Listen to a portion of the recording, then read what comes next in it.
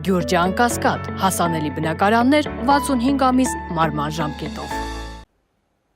Գոյություն ունի տրանսֆորմացիայի բանաձևերի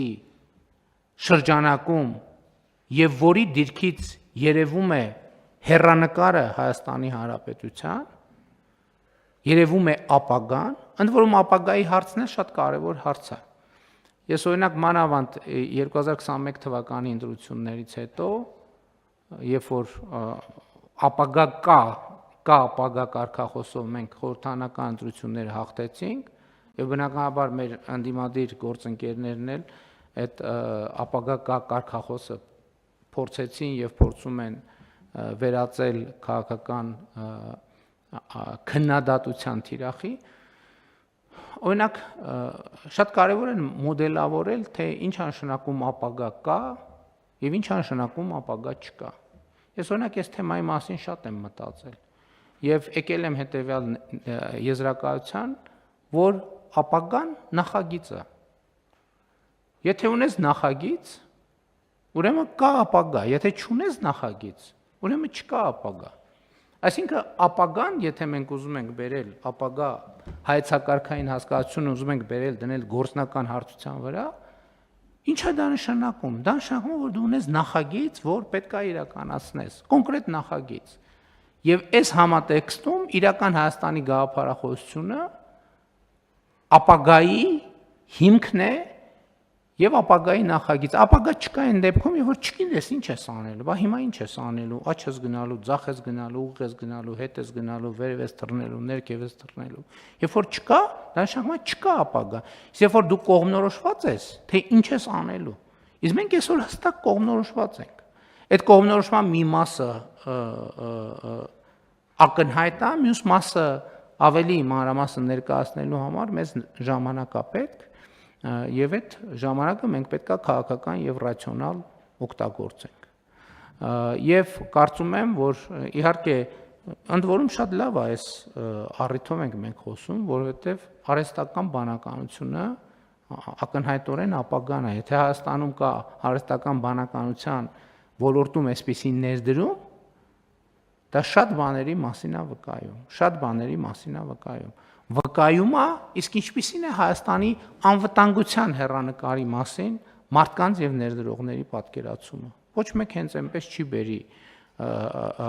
եթե հիմա հետևենք մեր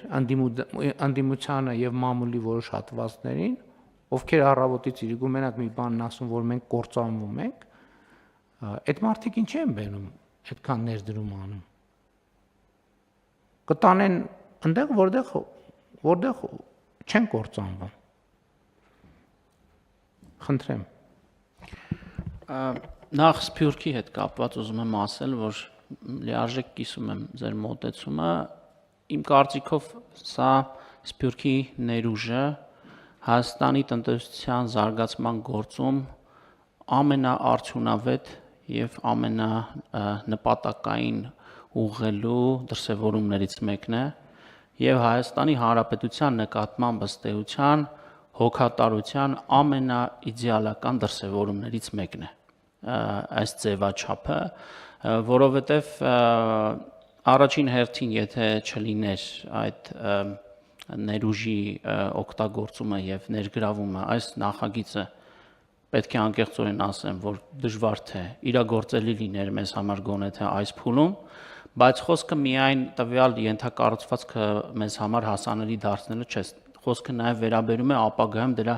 գրագետ արդյունավետ շահագործմանը, որի կարողությունները եւ գիտելիքները եւս ներհայաստանյան շրջանակներում բավականաչափ սահմանափակ են եւ